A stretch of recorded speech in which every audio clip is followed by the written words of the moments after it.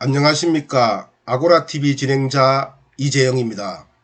오늘의 평론 제목은 G7 확대기구에 한국의 참여, 엄청난 비용을 지불해야입니다. 그럼 지금부터 평론을 시작하겠습니다.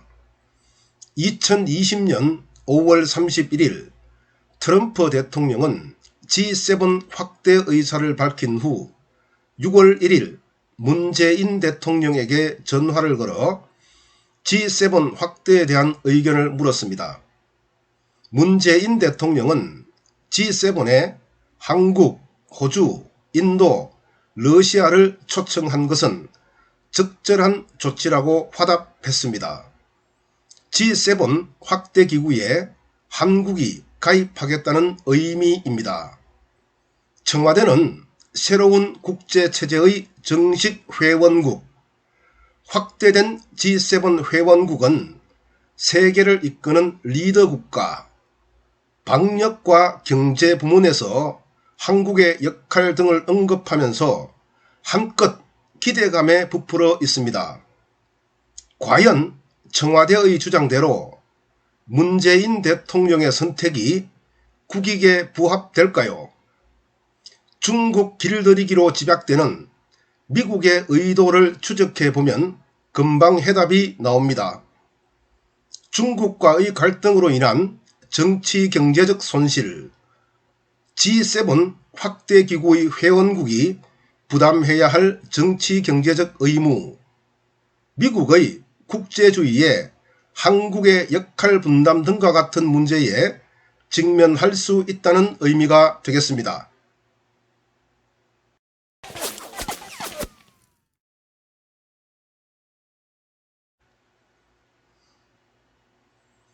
중국은 1950년대 말부터 소련과 공산주의 노선 갈등을 빚다가 1970년대에 미국의 지원을 등에 업고 소련과 공산주의 패권 경쟁을 벌였지요.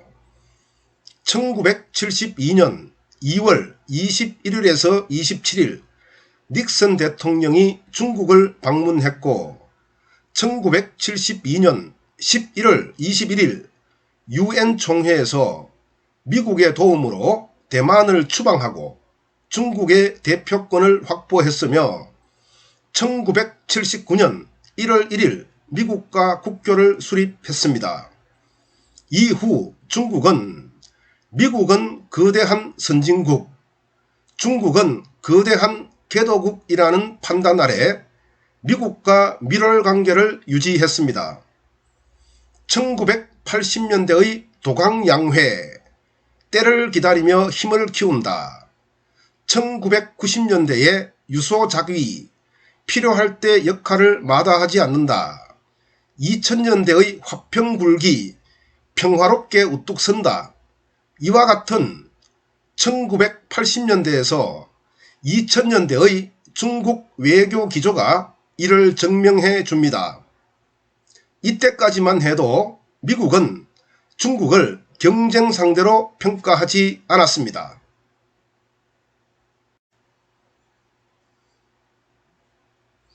중국의 대외 정책 기조는 시진핑 시대에 변화하게 됩니다. 시진핑 시대의 외교 기조는 분발유위입니다.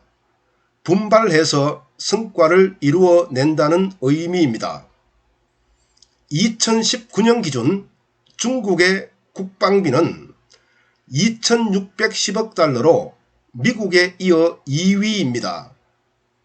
UN의 일반 예산 12%, 평화유지군 예산 15%를 분담합니다. 역시 미국에 이어 세계 2위죠.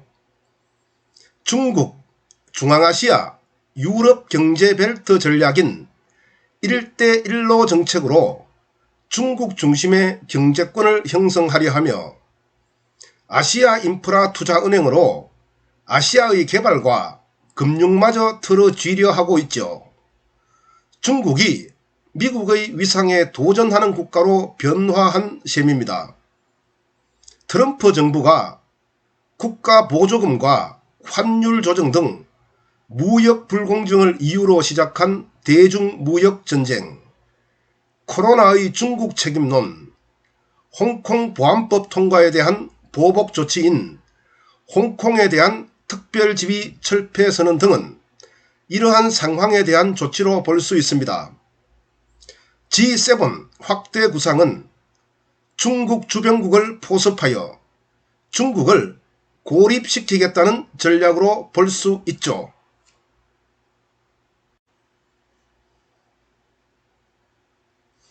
미국의 중국 포위 작전에 참가하면 중국으로부터 무역과 남북 관계에서 불이익을 당할 수 있습니다. 한국은 사드 배치에 대한 중국의 경제 보복으로 2007년 한 해 약 8조 5천억 원의 손실을 본 것으로 추정됩니다.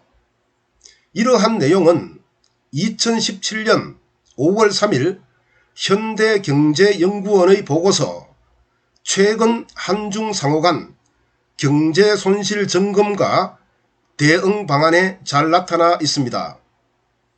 사드 보복이 현재도 진행 중인데 또다시 쓰나미급 경제 보복이 추가되면 한국 경제가 견뎌낼지는 의문입니다. 남북 관계도 타격을 받습니다. 중국은 북한의 이념적 종주국이며 경제적 의존 국가입니다. 특히 북한의 대중무역 의존도는 2019년 기준 95.2%에 이릅니다. 중국이 남북관계 개선에 협조하지 않는다면, 중국이 UN 안보리에서 대북 제재 결의안에 거부권을 행사한다면 남북관계는 악화일로의 길을 걸을 수밖에 없으며 북한의 핵무기 증강도 제어할 수 없게 됩니다.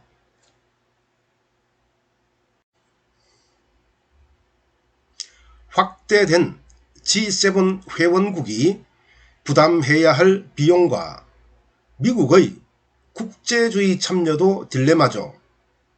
먼저 확대된 G7 회원국이 부담해야 할 비용입니다. 미국 주도의 서방 국가들이 적대국에게 부과하는 경제 봉쇄에 가담하는 비용도 만만찮게 들 겁니다.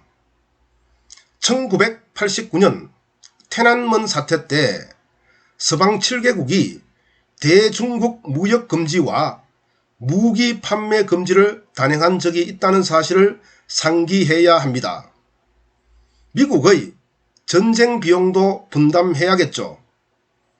2003년에서 2011년 이라크 전쟁 때 G7 회원국 대부분이 막대한 전쟁 비용을 분담했었습니다. 다음으로 미국의 국제주의 참여에 소요되는 비용입니다.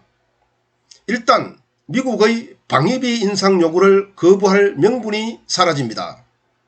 미국이 2020년 방위비 분담금을 큰 폭으로 인상하면서 내세운 이유가 한국은 잘 사는 나라였죠. 한국이 확대된 G7 회원국이 되면 주한미군 분담금을 대폭 인상하는 것은 뻔합니다.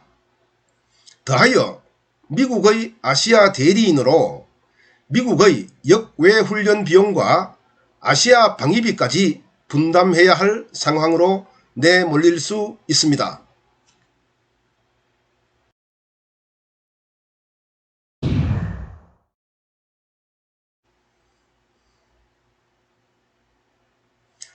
G7의 확대에 참여해달라는 트럼프 대통령의 요구에 문재인 대통령은 감사의 마음을 전하면서 트럼프 대통령의 초청에 기꺼이 응할 것이라고 확답했죠.